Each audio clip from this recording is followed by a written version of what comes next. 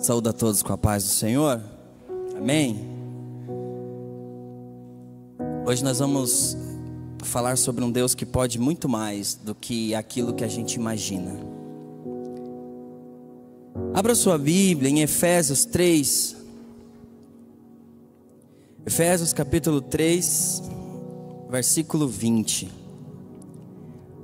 A gente vai repetir aquilo que foi lido. E depois já procure Romanos 15. Efésios 3, versículo 20 vai nos dizer assim, ó.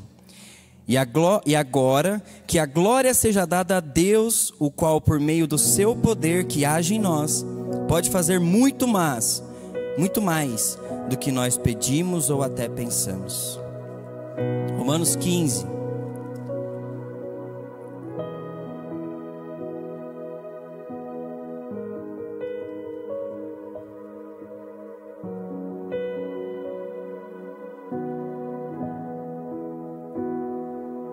Do versículo 4 ao 6. Romanos capítulo 15, do 4 ao 6 vai nos dizer o seguinte: porque tudo que está nas Escrituras foi escrito para nos ensinar, a fim de que tenhamos esperança por meio da paciência e da coragem que as Escrituras nos dão. Que Deus, que é quem dá paciência e coragem, ajude vocês a viverem bem uns com os outros, seguindo o exemplo de Cristo Jesus. E isso para que vocês, todos juntos, como se fossem uma só pessoa, louvem a Deus o Pai de nosso Senhor Jesus Cristo. Então olha só, a Bíblia vai dizer que tudo aquilo que está escrito nas Escrituras, na Bíblia Sagrada, ela foi escrita para nos ensinar e nos encorajar. Para que a gente tenha fé e esperança também. Existem aquelas mensagens que elas vão nos corrigir. Existem aquelas palavras que quando a gente ouve, ela vem para nos confrontar e fazer a gente mudar de direção. Existem mensagens dentro da Bíblia que servem para conhecimento, para a gente adquirir conhecimento, para a gente sair daquele leite espiritual para ir para a comida sólida, para a gente crescer espiritualmente. Mas a mensagem de hoje, ela é para nos encorajar, para nos dar fé, para nos dar esperança.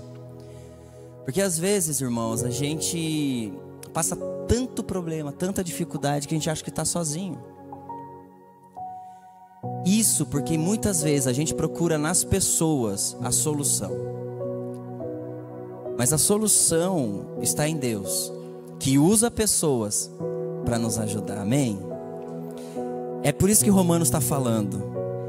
Essa palavra que está escrito aqui, tudo que foi escrito aqui é para que vocês tenham esperança, fé, para viver bem uns com os outros. Ou seja, esse livro aqui foi feito para nos fortalecer e nos fazer mais parecidos com Cristo, amém? Uma das táticas que Jesus usava para pregar eram as parábolas, eram as histórias.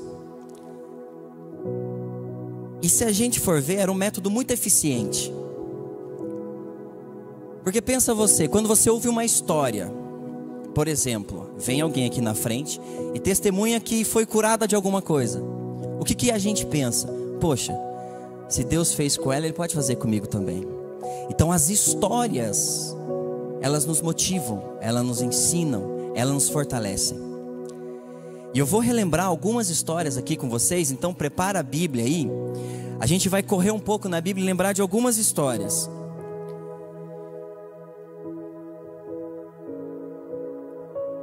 E elas foram registradas, assim como Paulo disse aos Romanos, para nos ensinar. A primeira história a gente vai encontrar em Gênesis 3, lá no comecinho. Versículo 8.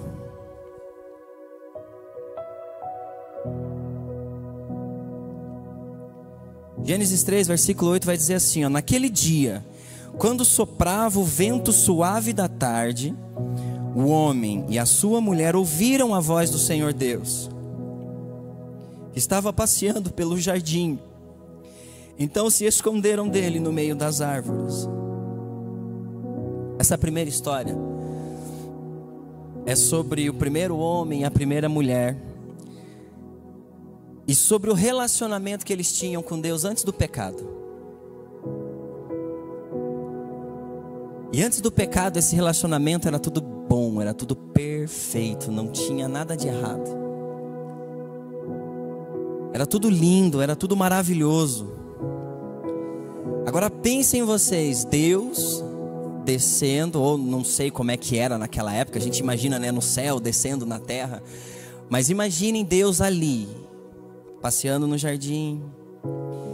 E aí ele falando cara a cara com o homem, falando face a face. Eu imagino, a Bíblia não vai destacar assim de uma forma tão clara, que Deus descia lá no jardim para falar com as plantas. A Bíblia não vai dizer que Deus descia para falar com os animais ou com o resto da criação. Ela vai destacar que Deus desceu lá toda tarde para falar com o homem, para falar comigo, para falar com você. Ou seja, todas as coisas que Deus tinha criado pela palavra eram boas, mas aquilo que Ele colocou a mão para fazer, aquilo que Ele fez com as suas próprias mãos, que foi a mim e a você, Ele descia para falar face a face. Agora eu queria fazer um exercício. Queria que você fechasse os olhos por um instante e imaginasse. Agora troque o nome Adão e Eva, coloque o seu nome. Lá na viração do dia, no finalzinho, Deus vinha para falar com o Tom, porque o relacionamento deles era perfeito. Não era o Tom que ia falar com Deus, era Deus que vinha falar com o Tom. Aí o jardim, tudo lindo, tudo perfeito, e Deus com toda a sua glória vindo falar com você. Pode abrir os seus olhos. Você consegue imaginar o quão maravilhoso é isso? O pecado, ele tirou isso. Ele nos causou um problema.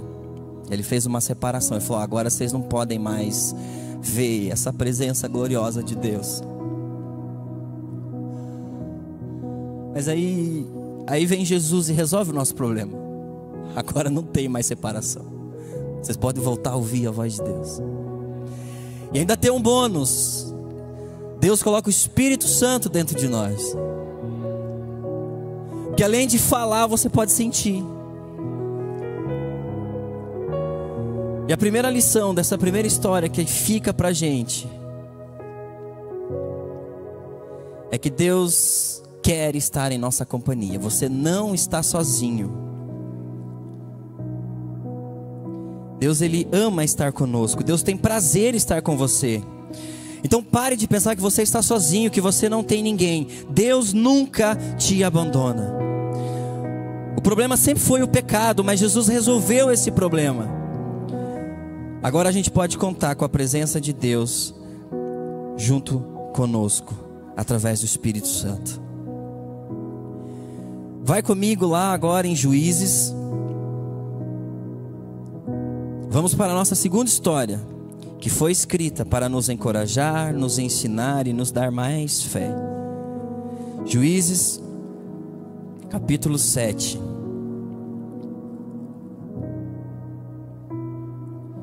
Juízes capítulo 7, ele vai contar a história de Gideão.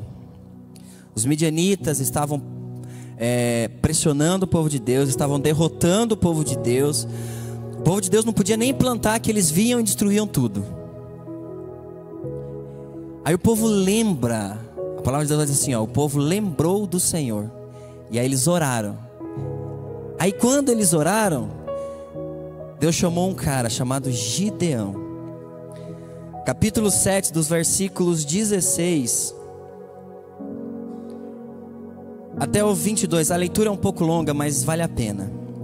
Gideão separou os 300 em 3 grupos e deu a cada homem uma corneta de chifre de carneiro e um jarro com uma tocha dentro. E disse: olhem para mim, e quando eu chegar perto do acampamento inimigo, façam o que eu fizer.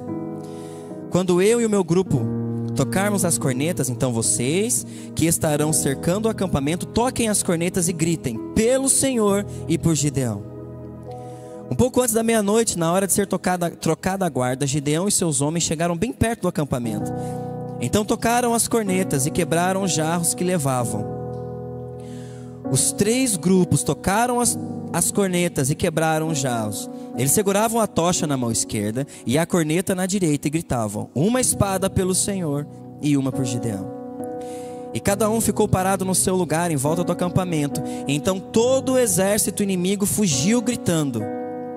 Enquanto os 300 homens tocavam as cornetas, o Senhor Deus fez com que os homens do acampamento atacassem uns aos outros com suas espadas. Eles fugiram na direção de Zereerá e foram a Bet-Sita e até a divisa de Abel-Meolá, perto do Tebate. Quando Deus chamou Gideão, Deus já tinha certeza que eles iam ganhar. Deus já tinha entregado a vitória. Deus não chamou ele à toa. Queridos, então se Deus te chamou para fazer alguma coisa, você pode ter certeza que já tem vitória garantida. Agora você pensa comigo, quais eram as chances de Gideão? 300 soldados contra mais ou menos 135 mil soldados. E não eram qualquer soldados, eram os homens, a Bíblia vai dizer que os midianitas eram muito mais fortes que os de Israel. Então quais eram as chances? Só Deus para fazer uma coisa dessa. Fazer 300 homens ganharem uma batalha contra 135 mil. Sabe por quê? Porque foi Ele que escolheu Gideão. Porque foi Ele que deu a batalha na mão de Gideão. Se Deus te colocou em algum lugar, você pode ter certeza que a vitória já está na sua mão. Deus não escolhe você para perder. Deus não escolhe você para ser envergonhado. Deus escolhe você para ser vencedor.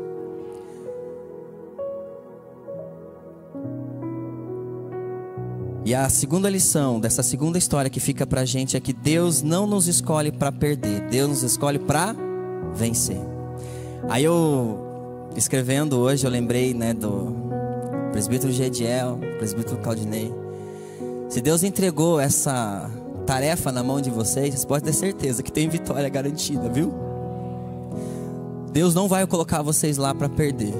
Deus vai colocar vocês lá para serem vitoriosos. Deus vai colocar essa igreja fora dos portões para ser vitoriosa. Amém?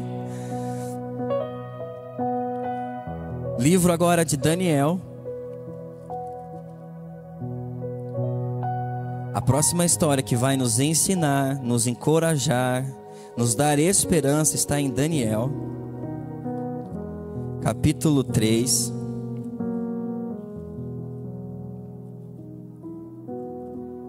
Do versículo 19 ao 28, parte A.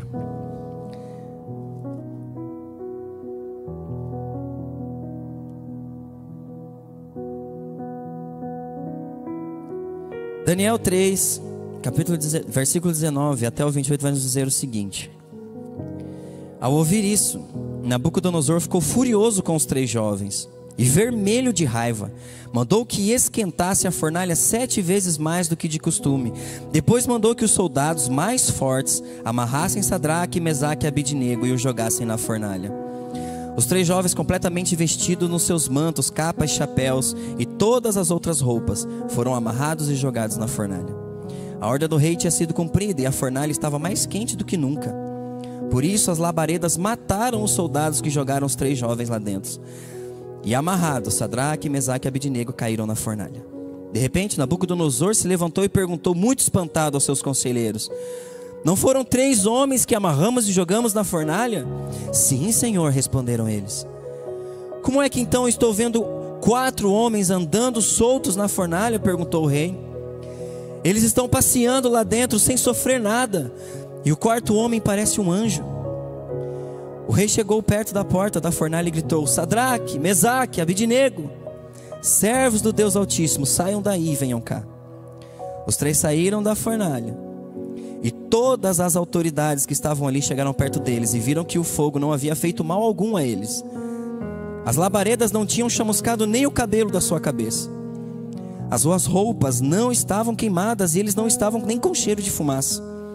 O rei gritou: que o Deus de Sadraque, Mesaque e Abidnego seja louvado. Um pouco antes dessa história que a gente começou a ler, o rei tinha feito um decreto, tinha feito uma estátua, e todo mundo tinha que se ajoelhar quando tocasse a música. E aí uns futriqueiros, uns fofoqueiros foram lá e falaram: ó, tem 3 caras lá, ó, que servem a um outro Deus lá, não quiseram fazer. Irmão, sempre vai ter essas pessoas. Sabe, as pessoas vão tramar contra você, vão fofocar, vão planejar o mal. Eles podem até te jogar numa fornalha, figurativamente falando. Mas nada, nada, nada pode tocar e machucar um servo do Senhor.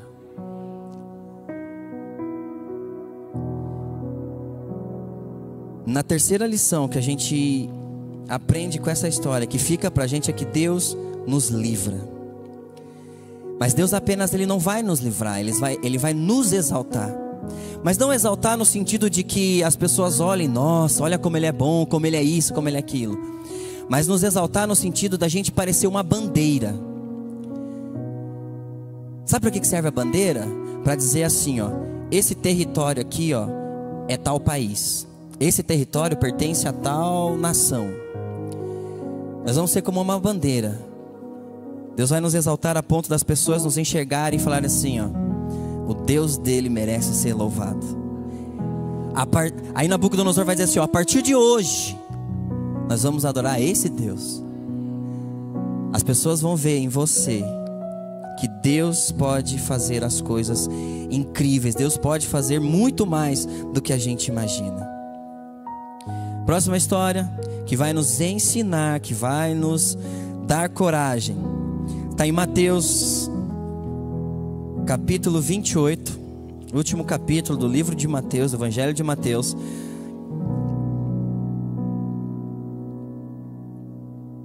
E o último versículo, versículo 20, vai dizer assim, ó: Jesus partiu, Jesus apareceu aos discípulos e ele vai deixar um recado assim, ó: e ensinando-os a obedecer a tudo que tenho ordenado a vocês. E lembrem-se disso: eu estou com vocês todos os dias até o fim dos tempos. Agora a gente vai para Atos 16. Guarda essa promessa de Deus aí: eis que estou com vocês até o fim dos tempos. Atos capítulo 16. Essa história também é bem conhecida. E o versículo 25 e 26. Mais ou menos à meia-noite, Paulo e Silas estavam orando e cantando hinos a Deus. E os outros presos escutavam. De repente, o chão tremeu tanto que abalou os alicerces da cadeia. Naquele instante, todas as portas se abriram e as correntes que prendiam os presos se arrebentaram. O próprio Jesus prometeu que estaria conosco. O próprio Jesus disse que nem um dia sequer Ele se afastaria da gente. Todos os dias, Deus disse: estarei com vocês. E se isso aqui que aconteceu com Paulo e Silas não foi essa promessa, eu não sei o que foi então. Se não era Jesus ali, se não era o próprio Deus ali com eles, então eu não sei o que aconteceu. Coisas extraordinárias acontecem na nossa vida porque o próprio Jesus prometeu que estaria conosco. Porque se não fosse Jesus ali, se não fosse Deus, com certeza eles não sobreviveriam. Mas Jesus prometeu que estaria com eles. E ali naquela ocasião de desespero, de sofrimento, Deus cumpriu a sua promessa e estava ali com eles. E a quarta lição que a gente aprende com as histórias que a gente viu aqui é que Deus cumpre as suas promessas. Então, querido, não se preocupe com amanhã. Sabe, dorme tranquilo. Não perca o sono por nada. Seja qual for a situação, seja qual for o problema, tem muita coisa para resolver, calma. Deus cumpre as suas promessas. Aí, um pouco antes ali em Mateus, em todos os evangelhos, tem uma passagem que ele vai dizer assim, ó, Jesus vai dizer: olha, você está vendo os lírios lá do campo? Você está vendo os passarinhos? Você está vendo essas coisas ali, ó? Elas não trabalham, elas não conseguem nada por si só. Eu sustento, eu dou para elas o alimento. Agora você imagina você, a quem eu criei, a quem eu formei com as minhas próprias mãos. Eu vou cuidar de você. Não se preocupe com amanhã, veja os lírios como eles crescem. Eu estarei com vocês todos os dias, disse o Senhor Jesus. Para a gente finalizar, eu poderia aqui ter lembrado de tantas outras histórias, tantos outros milagres que aconteceram, como a abertura do Mar Vermelho, a água saindo da rocha, azeite multiplicando, a estátua de Dagon se curvando diante da presença de Deus, fogo descendo do céu, pães e peixes sendo multiplicados, sombras de discípulo curando pessoas. A gente poderia ficar horas aqui relembrando essas histórias, mas não só essas da Bíblia. A gente poderia ficar aqui relembrando histórias que Deus já fez conosco também. Mas eu acho que por hoje é suficiente a gente lembrar dessas histórias e refletir sobre elas, porque com certeza, quando a gente lê e estuda aquilo que foi escrito para o nosso ensino, a gente é encorajado, a gente é fortalecido e a nossa fé aumenta. Mas ainda falta a melhor história de todas, e eu gostaria que você ficasse de pé.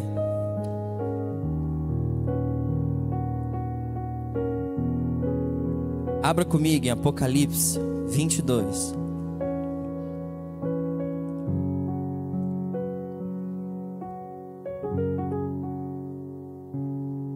Versículo 20.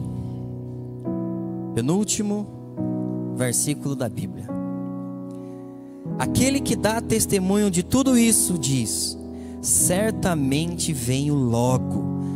Amém. Ora vem, Senhor Jesus.